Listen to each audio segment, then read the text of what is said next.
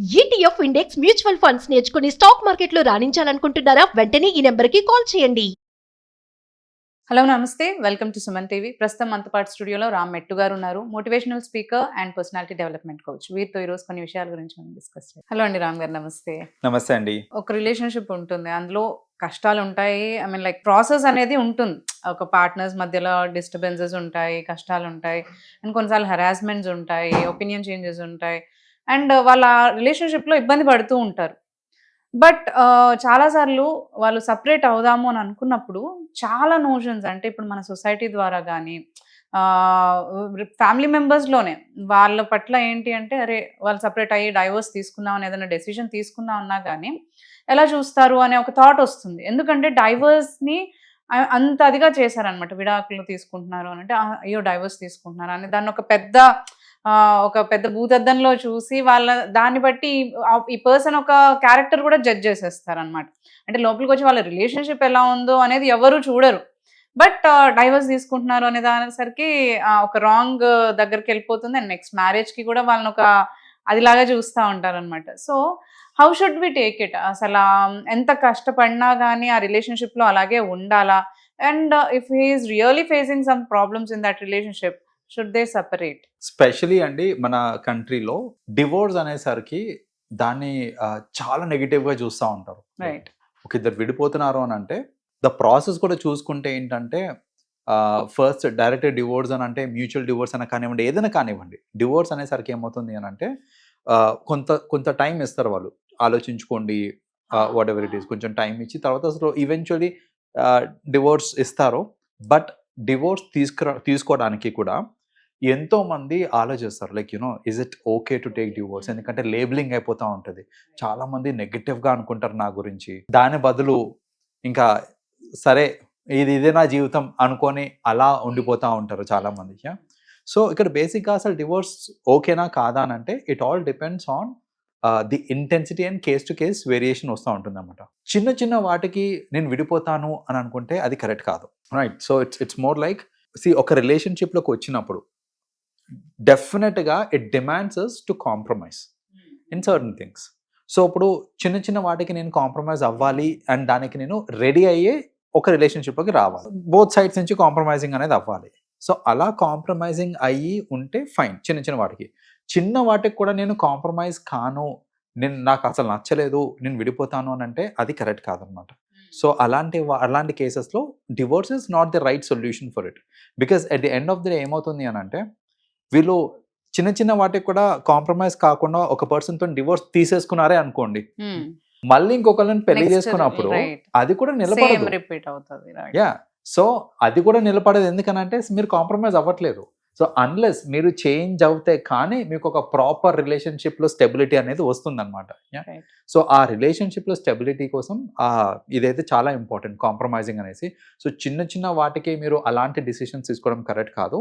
అలాంటి థాట్స్ ఏమైనా వస్తున్నాయి అని అంటే మేబీ కొంచెం పెద్దవాళ్ళు ఎవరైతే ఉంటారో ఆ ఫ్యామిలీలో, లేదంటే కన్సల్టెంట్స్ ఉంటారో, సో వాళ్ళని అప్రోచ్ అయినప్పుడు ఏంటంటే they will let us understand అనమాట, లైక్ ఏ లెవెల్ వరకు కాంప్రమైజ్ అవ్వచ్చు. మీరు అయ్యే కాంప్రమైజింగ్ అది ఒక సాక్రిఫైస్ కాదు, it is in a way చెప్పాలి అని అంటే అది ఒక పాజిటివ్ థింగ్. చాలామంది ఏంటంటే కాంప్రమైజ్ అవ్వాలి అని అంటే నేను తగ్గాలా, నేనే తగ్గాలా అనే ఒక ఈగోయిస్టిక్ ఫీలింగ్ ఒకటి వస్తూ ఉంటుంది అనమాట.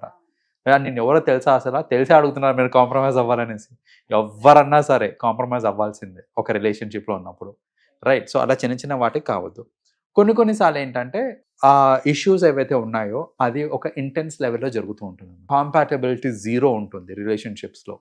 మీరు ఎంత కౌన్సిల్ చేసినా వాళ్ళ యాటిట్యూడ్స్, వాళ్ళ మైండ్ సెట్స్, వాళ్ళ గోల్స్ ఇవన్నీ టోటలీ డిఫరెంట్ ఉన్నాయి. సో అది ఆ కాంపాటబిలిటీ అనేది రాదు అని ఇంకా తెలిసినప్పుడు it is absolutely okay to come out of the relationship అండి. డివోర్స్ తీసుకోవచ్చు. సో చాలామంది డివోర్స్ తీసుకునేటప్పుడు ఏంటంటే సొసైటీ గురించి ఆలోచిస్తూ ఉంటారు. అండ్ యూనో నార్మల్గా పెళ్ళయి డివోర్స్ అవడం వేరు, పెళ్ళయ్యాక పిల్లలు కూడా పుట్టాక డివోర్స్ అని అంటే that is extremely difficult. So అలా అప్పుడు ఏంటంటే యూనో పిల్లలు ఏమైపోతారో, వాళ్ళ భవిష్యత్ ఏంటి, ఫాదర్ కానీ మదర్ కానీ సపరేట్గా ఉంటున్నారు అని అంటే సొసైటీ కూడా వాళ్ళని తక్కువ చేసి చూస్తారు అనేసి. సో వాళ్ళకు కూడా నీడ్స్ అంటే ఫాదర్ అనే ఒక నీడ్, లేకపోతే మదర్ అనే ఒక నీడ్ ఉంటాయి. సో ఇవన్నీ ఆలోచించి జనరల్గా ఆగిపోతూ ఉంటారు. సో ఇట్ అగైన్ డిపెండ్స్ అండి, మీరు కలిసి ఉంటున్నారా, విడిపోయి ఉంటున్నారా, what is giving you happiness అనేది మోర్ ఇంపార్టెంట్ అండి. మీరు కలిసి ఉంటున్నారు, సరే పిల్లల కోసం సాక్రిఫైస్ చేసి డివోర్స్ తీసుకోకుండా ఒకటే ఇంట్లో ఉంటున్నారు, but I'm okay this way అని అనుకుంటే you can stay that way. If you don't have any plans, అంటే నేను వేరే వాళ్ళని పెళ్లి చేసుకోవాలనే ప్లాన్ లేకపోతే కనుక డివోర్స్ తీసుకోవాల్సిన అవసరం లేదు. If it is giving you peace of mind in the same house. లేదు అసలు మేమిద్దరం ఎదురుపడితేనే ఇరిటేషన్ వచ్చేస్తుంది, గొడవ పడేసుకుంటున్నాము, కొట్టేసుకుంటున్నాము, అది అసలు ఇంకా వర్కౌట్ అవుతలేదు మాకు అని అంటే it is better to separate అండి. ఎందుకంటే ఒకటి చెప్తాను, చాలా మంది ఇది ఆలోచించరు. నేను సపరేట్ అయిపోతే నా పిల్లోడు ఏమైపోతాడు, వాళ్ళ భవిష్యత్తు ఏమైపోతుంది అని ఆలోచించి సపరేట్ అవ్వకుండా ఒకటే ఇంట్లో ఉండి గొడవ పడేసుకుంటా ఉంటారు, రోజు గొడవ పడుతూ ఉంటారు. కానీ ఆ గొడవ ఈ పిల్లల మీద ఎంత ఇంపాక్ట్ తీసుకొస్తుంది అనేది ఆలోచించరండి. సో ఇప్పుడు రోజు పొద్దున లేసి బూతులు తిట్టుకుంటూ ఒకరినొకరు పిల్లల ముందే మళ్ళీ ఇలా వాళ్ళు ఏంటంటే అసలు ఒక రిలేషన్షిప్ లో ఇంత అబ్యూజింగ్ ఉంటుందా, అంటే ఒకళ్ళని ఇంత డీమీన్ చేయొచ్చా అని వాళ్ళ మైండ్ సెట్స్ ఎంత పాడైపోతుంటుంది అక్కడ.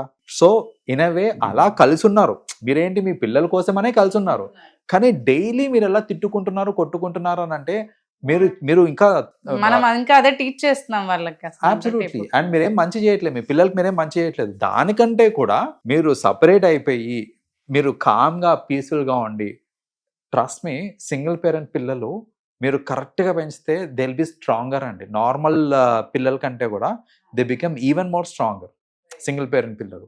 ఇట్ ఈస్ ఆల్ అబౌట్ మనం ఎలా అప్బ్రింగింగ్ తీసుకొని వస్తున్నాము, వాళ్ళకి ఎలాంటి యాటిట్యూడ్ని మనం వాళ్ళకి ఇస్తున్నాం మనము.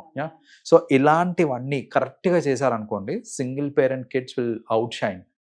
సో బేసిక్గా అంటే I'm not saying that everybody should go away, but నేనేమంటున్నానంటే పిల్లల కోసం మీరు కలిసి ఉంటున్నారు, ప్రశాంతంగా ఉంటున్నారు అని అంటే కలిసి ఉండండి, ప్రాబ్లం లేదు, that will help your kids.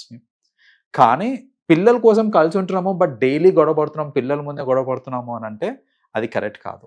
మీ పిల్లలు బాగుపడాలి, వాళ్ళకి మంచి యాటిట్యూడ్ రావాలి అని అంటే it is always good to separate, and separate అయ్యి కామ్గా పీస్ఫుల్గా ఉండి వాళ్ళ మీద ఫోకస్ చేశారు అని అంటే కనుక they will have the best of futures only. Right. వాళ్ళకు ఒక మంచి లైఫ్ ఇవ్వచ్చు. Yes, correct. Yeah. Thank you, Andy. Thanks for sharing your views with us. Thank you so much. Yeah, you're welcome, Andy.